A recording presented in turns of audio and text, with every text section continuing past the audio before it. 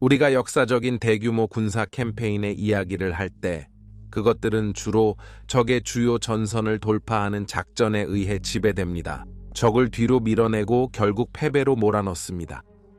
그러나 다른 형태의 공격이 오랫동안 군사 캠페인의 주요 요소였습니다. 그러나 점령한 영토 유지를 시도하지 않습니다. 대신 공습은 중요한 물자 파괴나 적의 본부를 파괴하는 등의 목표를 달성한 후 친군 진지로 후퇴하는 것을 목표로 합니다. 공습 부대는 종종 공격해야 합니다.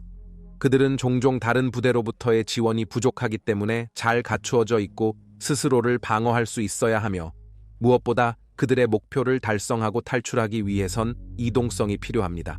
이것은 의심할 여지 없이 무서울 정도로 위험한 시도입니다. 그 결과로 많은 사람들이 비극과 재앙으로 끝나게 됩니다. 오늘의 에피소드에서는 다양한 이유로 끔찍하게 잘못된 제2차 세계대전의 3번의 공습을 살펴볼 것입니다. 세계의 전쟁에 오신 것을 환영합니다.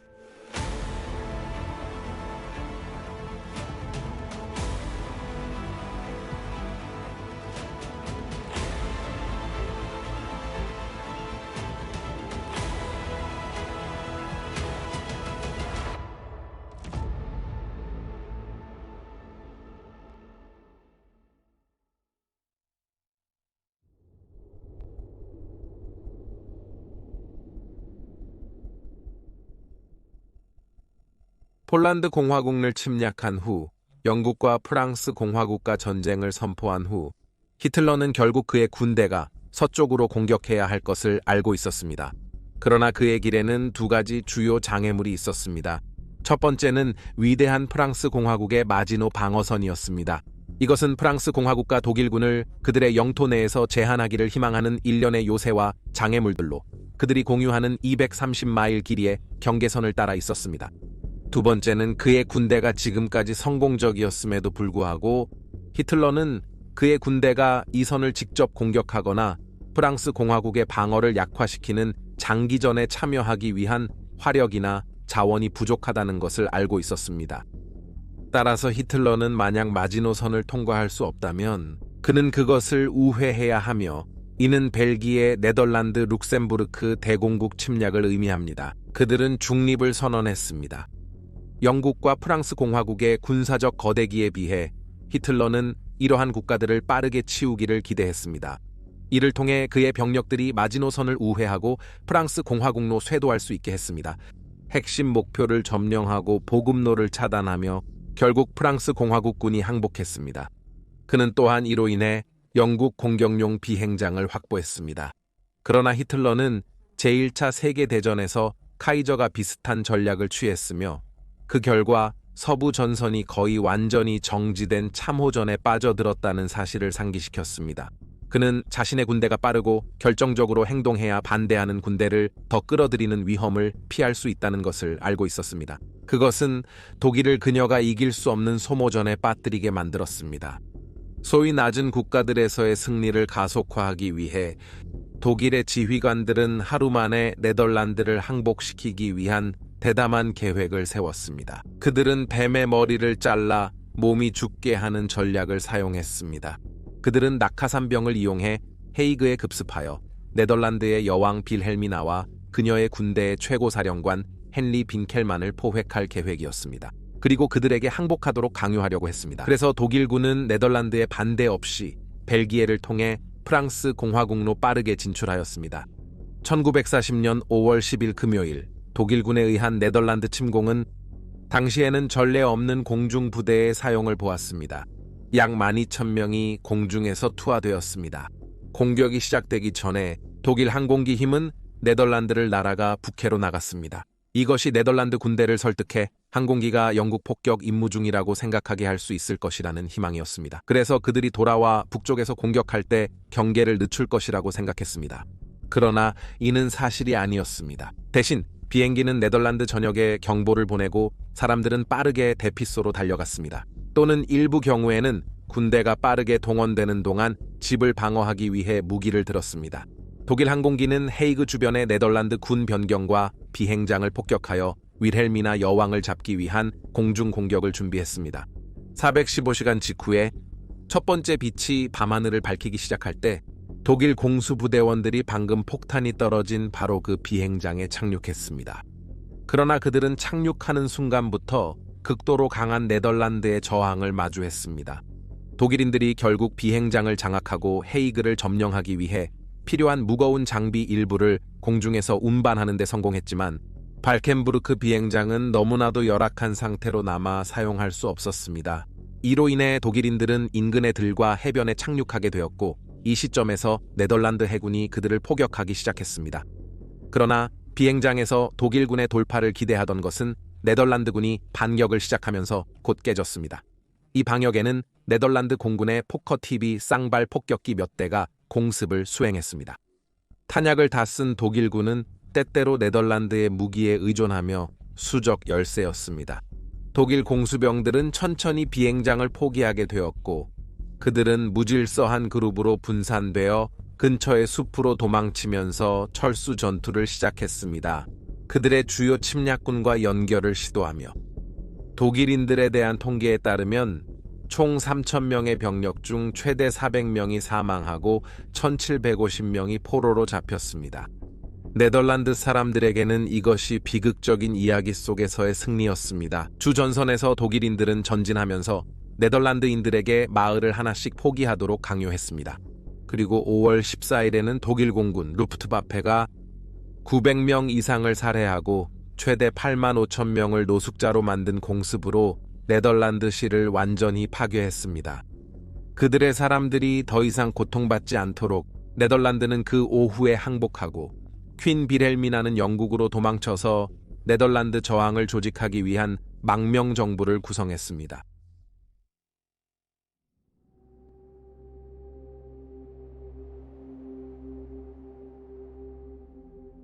영국 전투의 일반적인 서술은 숫자적으로 우세한 독일 공군이 그들의 비행장과 나중에는 그들의 도시를 위에서 파괴하려는 공중전에 참여하기 위해 그들의 비행기로 서둘러가는 용감한 RAF 전투기 조종사들의 이야기입니다. 그러나 이것은 이 중요한 전투 동안의 RAF의 전체 이야기가 아닙니다.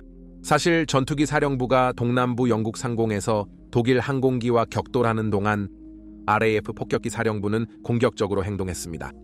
독일인들의 기지로 싸움을 가져갔습니다. 단독으로 8월의 두 번째 주에만 RAF 폭격기는 고립된 전투기 사령부를 돕기 위해 서유럽의 독일 전투기와 폭격기 기지에 대해 24차례의 공습을 실시했습니다. 하지만 그것은 어려우며 치명적인 일이었습니다. 폭격기들은 종종 여분이 없어 전투기 보호 없이 비행했습니다. 그래서 대신 그들은 독일 전투기 조종사들과 대공포 사격수들의 예리한 눈길로부터 자신들을 숨기기 위해 구름을 이용하려고 했습니다. 가끔은 통했지만 대부분은 실패했습니다. 1940년 8월 13일 82 폭격대의 12대의 브리스톨 블렌하임 폭격기가 노퍽의 RAF 와스튼에서 이륙했습니다. 그들의 목표는 점령된 덴마크의 알보르에 위치한 독일이 점령한 비행장이었습니다. 당시 블렌하임은 폭격대의 중추였으며 전쟁 발발 직전의 몇 년 동안 세계에서 가장 빠른 폭격기 중 하나였습니다. 조종사들은 평화 시기에 조종하는 것을 즐겼습니다. 하지만 한 RAF 조종사가 전쟁에서 말했듯이 그것은 정오만큼 피해에 대한 저항력이 없었습니다. 영국에 편대는 경험 많고 공격적인 장교인 에드워드 콜리스 대 베라크라트 윙 커맨더의 지휘 아래 있었습니다. 올보르그를 공격하기 위해 블렌하임들은 그들의 범위 한계까지 비행할 것입니다. 하지만 형성이 덴마크 해안에 접근하면서 한 대의 폭격기에 대해 연료와 예상 범위에 대한 숫자가 맞지 않았습니다. 폭격기가 예상보다 빠르게 연료를 태우는 것을 알아챘을 때 라트는 조종사들에게 기지로 돌아오라고 명령했습니다. 나중에 알게 된 것은 조종사가 연료 공기 혼합비를 잘못 설정한 것이었습니다. 따라서 연료 소비가 예상보다 많았습니다. 나머지 11대의 블렌하임은 덴마크 해안을 따라 계속 진행했지만 육지를 발견하자 그들은 특징 없는 바다 위를 지나가면서 그들이 남쪽으로 55km나 코스를 벗어났다는 것을 깨달았습니다. 더욱 나쁜 것은 그들 앞에는 기대하던 구름이 사라져버렸습니다. 맑은 푸른 하늘이 남아있고 그들이 숨을 곳이 없었습니다. 그럼에도 불구하고 윙 커맨더 라트는 알보르그에 대한 공격을 계속하기로 결정했고 지상의 독일군이 망원경으로 그들을 감시하고 그들의 위치를 그들의 지휘관에게 전달하기 시작했습니다. 1시 205분에 8대의 메서슈미트 BF-199E 전투기가 영국의 폭격기를 요격하기 위해 급히 이동했습니다. 하지만 그들은 이미 비행장에 최종 접근 중이었기 때문에 너무 늦었습니다. 두 차례의 공격파를 이용하여 블렌하임들은 강한 대공포화에 직면했습니다. 그러나 첫 공격파를 구성하는 6대의 비행기는 라트를 포함한 공군기지의 방어를 뚫고 폭탄을 성공적으로 투하했습니다. 그러나 두 번째 공격파에 남아있는 5대는 운이 좋지 않아 1분 차이로 뒤따랐습니다. 대략 12시 18분경에 첫 번째 블렌하임이 대공화로 맞아 땅으로 추락하게 되었습니다. 3명의 승무원이 모두 사망하였습니다. 2분 후에 두 번째 블렌하임이 이어졌습니다. 그 승무원 중 2명이 탈출했습니다. 그러나 20세 총수 세르조안트 에드워드 터너는 운이 좋지 않았다. 단지 몇 분 만에 두 번째 파도의 나머지 3대의 블렌하임은 독일의 대공포에 의해 하늘에서 날아가 버렸습니다. 5대 비행기에 탑승한 15명 중에서 단 5명만이 안전 탈출에 성공했습니다. 하지만 결국 포로로 잡혔습니다. 첫 번째 파도가 시작하면서 그들은 공포를 느꼈습니다. 공항을 폭격한 후에 전투기 조종사들은 6대의 블렌하임이 대공포에서 나오기를 차분하게 기다렸다가 그들을 공격하고 복수할 수 있었습니다. 그들이 대공포에서 거의 벗어나자마자 독일 전투기 조종사들이 첫 희생자를 주장했습니다. 그 후에 이어진 전투의 광란에서 무장한 BF-109들이 총격으로 영국의 편대를 휩쓸었습니다.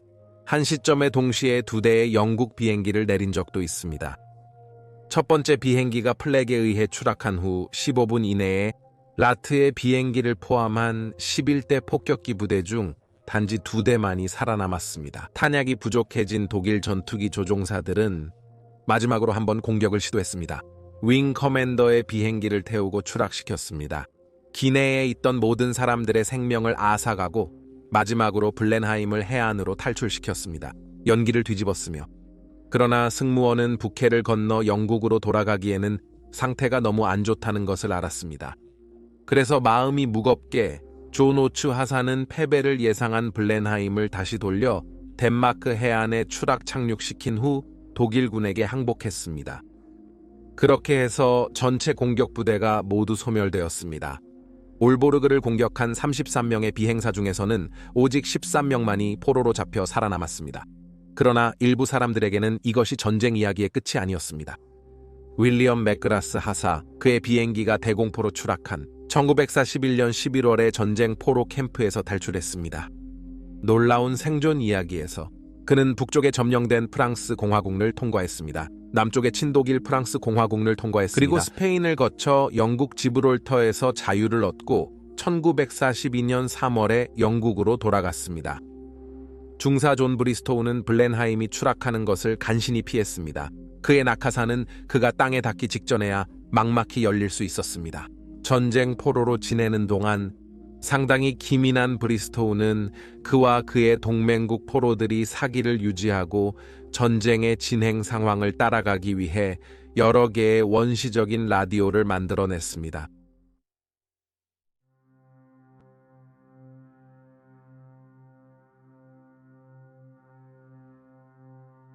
1941년에 영국인들이 히틀러보다 더 죽이고 싶어 했던 사람은 아마 한 명뿐이었을 것입니다. 그 사람은 필드 마샬 에르빈 롬멜이었습니다. 그는 사막의 여우로 전 세계적으로 알려져 있다. 북아프리카 전역은 이탈리아의 베니토 무솔리니가 영국의 임박한 붕괴를 이용하여 아랍 공화국 이집트를 침략하려는 시도로 시작되었습니다. 당시 아랍 공화국 이집트는 영국의 지배하에 있었습니다. 그러나 그의 군대가 때때로 10대 1의 수적 우위를 가지고 있음에도 불구하고 영국 연방군은 완전히 이탈리아군을 압도했습니다. 그리고 곧 그들은 이탈리아가 점령한 리비아로 공격을 시작했습니다. 무솔리니는 히틀러에게 도움을 청했습니다. 그래서 퓨러러는 롬멜의 지휘 아래에 독일군 아프리카 군단을 창설했습니다. 아프리카 군단의 영향력은 바로 느껴졌습니다. 롬멜이 막을 수 없는 것처럼 보이자 영국 연방군은 곧 북아프리카 전역에서 완전히 후퇴하게 되었습니다. 그들의 적의 얼굴이 되면서 롬멜을 둘러싼 영국 연방군 사이에서는 그가 궁극의 전략가라는 신화가 형성되었습니다. 그는 단순히 막을 수 없었습니다. 실제로 현대 역사학자들은 롬멜이 그의 명성만큼 훌륭한 지도자였는지에 대해 논의하고 있습니다. 적어도 동맹국의 전력을 저해한 다른 요인들과 비교할 때 북아프리카 전선에서의 그의 전술적 영향에 대한 입장을 격렬하게 방어하는 논쟁의 양측에 지지자들이 있습니다. 영국군에 의한 롬멜의 숭배는 사기를 심각하게 손상시키는 것으로서 지휘관들 사이에서 심각한 우려의 원인이었습니다. 따라서 롬멜을 찾아내어 어떤 방법으로든 그를 제거하고 사막의 여우가 불가능한 것이 아니라는 것을 증명하기 위해 노력이 기울여졌습니다. 이러한 노력은 1941년 말에 더욱 중요해졌습니다. 영국 제8군이 크루세이더 작전의 기치 아래 독일과 이탈리아에 대한 주요 반격을 준비할 때입니다. 이 작전에는 두 가지 주요 목표가 있었습니다. 첫 번째는 리비아에서 롬멜의 탱크 부대를 물리친 것이었습니다. 그런 다음 그들은 전진하여 4월부터 영국 연합군이 버티고 있던 토브룩의 포위를 해제할 수 있었습니다. 총리 윈스턴 처칠은 이 계획에 대해 큰 기대를 했습니다. 하지만 군인들은 모두 육걸에 있었던 이전 작전이 배틀엑스 작전을 잘 알고 있었습니다. 그 목표를 못 달성했다는 것을 알고 있었습니다. 영국의 지휘부는 작전이 성공할 수 있는 최선의 기회를 주기 위해서는 롬멜 중화가 필요함을 인지하고 있었습니다. 그렇게 함으로써 그들은 축군의 사령 체계를 방해하는 것뿐만 아니라 영국의 공격에 대응하는 능력을 심각하게 저해하고 결국은 사막의 여우의 불사 신화를 완전히 무너뜨릴 것이다. 따라서 크루세이더의 전야에 그들은 별도의 작전을 승인했습니다. 플리퍼라고 불리는 이 작전의 목표는 시디라파의 롬멜 본부에서 그를 제거하는 것이었습니다. 1941년 11월 11일에 대부분이 11번 스코틀랜드 커맨도에서 온 59명의 사람들이 두 대의 영국 잠수함의 좁은 공간에 들어갔습니다. HMS 토르베이와 HMS 텔리스만, 아랍공화국 이집트의 알렉산드리아 항에서 그들은 강인한 로버트 레이콕 대령의 명령 아래 있었습니다. 그는 이런 종류의 적진 뒤로의 작전을 위해 특별한 군사 부대를 구성한 사람이었습니다. 그건 보통 레이포스라고 알려져 있습니다. 그의 차석은 공격적인 행동을 보이는 중령 제프리 키즈였습니다. 그는 24세로서 영국 군대에서 그런 계급을 가진 가장 어린 장교였습니다. 그는 또한 애드미럴 로저 키즈 경의 아들이었습니다. 영국의 첫 번째 복합작전본부의 국장이었습니다. 유럽과 북아프리카 전역에서 커맨도 공습을 조직했습니다. 11월 14일 저녁에 두 척의 잠수함이 적에게 점령된 리비아 해안에 접근했습니다. 그들은 장비와 함께 하선을 시작했습니다. 그들을 기다리고 있던 것은 전날 낙하산으로 들어온 안내팀이었고 그들은 내륙으로 안내할 예정이었습니다. 그러나 여기서부터 일들이 잘못되기 시작했습니다. 해안선은 폭풍우에 시달렸습니다. 그리고 잠수함 크루와 특수부대에 의한 헤라클레스급의 노력에도 불구하고 총 병력 중 오직 36명의 사람들만이 잠수함이 다시 바다로 물러나야 하기 전에 상륙할 수 있었습니다. 상황을 평가하면서 레이콕은 원래 계획을 변경해야 했습니다. 상륙에 성공한 사람들은 세 팀으로 나뉘어질 것입니다. 레이콕이 팀을 처음 지휘했습니다. 그의 임무는 상륙 지역을 확보하고 그들의 탈출 경로를 열어두는 것이었습니다. 로이쿡 중위의 지휘 아래 다른 팀이 구성되었습니다. 그의 임무는 통신을 방해하는 것이었습니다. 지역 축구꾼 중에서 혼란을 퍼뜨리는 것입니다. 마침내 키즈는 롬멜의 본부를 습격할 25명의 부대를 이끌게 됩니다. 그리고 아프리카 군단의 사령관을 죽이게 됩니다. 1941년 11월 15일에 그들은 목표 지점인 리비아 사막을 걸어가기 위해 두 힘든 이틀 동안을 시작했습니다. 드디어 11월 17일 자정에 키즈가 준비를 마쳤습니다. 롬멜의 사령부로 사용된 빌라를 발견하고 그와 다른 두 명의 남자가 로빈 캠벨 대위와 잭 테리 중사와 함께 집 앞으로 걸어가 문을 두드렸습니다. 캠벨은 안에 있는 파수병에게 독일어로 말했습니다. 그는 문을 열었고 바로 영국 특수부대 병사들에게 밀려났습니다. 하지만 그 독일인은 강하게 저항했습니다. 결국 캠벨은 그를 쏘았습니다. 총성의 소음은 건물의 주민들을 알린 후 그들은 이제 저택을 공격하고 있는 영국의 습격 파티에 대해 무기를 들어 올렸습니다. 영국 군대는 그들의 탐색을 시작했고 몇 초 안에 키즈는 적어도 10명의 독일 군인들이 무기를 들고 있는 모습을 마주한 방으로 돌진했습니다. 그중 한 명은 무기를 장전하는 데 성공하고 젊은 중령을 겨냥하여 그를 부상시켰습니다. 캠벨과 테리는 키즈를 끌어내기 전에 방 안으로 수류탄을 던졌습니다. 그러나 그들이 그를 돕는 데는 아무것도 할 수 없었습니다. 그는 롬멜의 빌라 부지에서 죽었습니다. 그 후에 이어진 총격전은 잔인했습니다. 이 과정에서 이제 지휘권을 잡은 캠벨이 다리에 맞아 걷지 못하게 되었습니다. 게임이 끝났다는 것을 깨달았을 때 그는 테리에게 팀의 나머지 멤버들을 모아 레이콕으로 돌아가 도망치라고 명령했습니다. 그는 자신을 포획되도록 남겨두었습니다. 남은 영국 병력들은 밤속으로 사라졌습니다. 그러나 그들의 어려움은 아직 끝나지 않았다. 레이콕과 재연결하면서 커맨도는 잠수함 HMS 토르베이에 탑승을 시도했습니다. 하지만 날씨가 너무 나빠서 이것이 불가능해졌습니다. 적대적인 아랍인에게 발각된 후 레이콕과 그의 부하들은 근처의 동굴에서 피난을 찾아야 했습니다. 다음 날 날씨가 좋아져서 레이콕은 그들이 해질 무렵에 잠수함에 탑승할 수 있을 것이라고 확신했습니다. 그는 그의 부하들에게 집결 지점 주변에 방어 위치를 차지하라고 명령했습니다. 이는 곧 그들이 독일과 이탈리아 병력이 그들의 위치에 접근하자 신중한 지시가 될 것입니다. 그것이 영국 특수부대에게 얼마나 가슴 아팠을지라도 그들이 회수에 가까웠음을 알면서도 레이콕은 그들이 큰 적군을 막을 수 없다는 것을 알고 있었습니다. 그래서 그는 그들에게 작은 그룹으로 나누어지고 주변의 언덕으로 흩어지라는 명령을 내렸습니다. 레이콕 자신은 테리 중사와 함께하게 되었고 이 두 사람은 축의 군대를 피하고 음식과 물을 찾아다니는 정말로 힘든 41일을 보냈습니다. 결국 크리스마스 날에 영국군에 재합류하기 전까지입니다. 그곳에서 그는 공습의 끔찍한 대가를 깨달았습니다. 상륙한 전체 36명의 병력 중에서 그와 테리만이 영국선으로 돌아올 수 있었습니다. 나머지 특공대원들은 모두 포로로 잡혔고 키이스를 포함한 2명이 사망했습니다. 공격의 마지막 비극은 빌라에서 3명의 독일 대령이 사망했지만 롬멜은 처음부터 그곳에 없었기 때문에 무사했습니다. 그는 실제로 며칠 전 로마에서 회의를 가졌고 비행기로 돌아가야 했습니다. 그러나 나쁜 날씨가 다시 한번 작용했습니다. 그의 비행기를 지연시키고 그의 본부에서 그 밤에 펼쳐진 드라마로부터 그를 구했습니다. 그의 귀환 후 키즈의 용기에 영감을 받아 그는 영국 군관에게 전체 군사 예우로 장례를 지시했습니다. 심지어 그는 자신의 사제가 의식을 수행하게 하고 그 사진을 찍어 그가 용감하게 죽이려고 시도했던 사람으로부터의 존경의 편지와 함께 그의 가족에게 보냈습니다. 그리고 여기에 제2차 세계대전 중에 끔찍하게 잘못된 3번의 공습이 있습니다. 당신의 생각과 반응에 대한 댓글을 아래에 남겨주시고 이 비디오를 좋아하고 채널을 지원하기 위해 구독하는 것을 잊지 마세요. 시청 감사. 다음에 뵙겠습니다.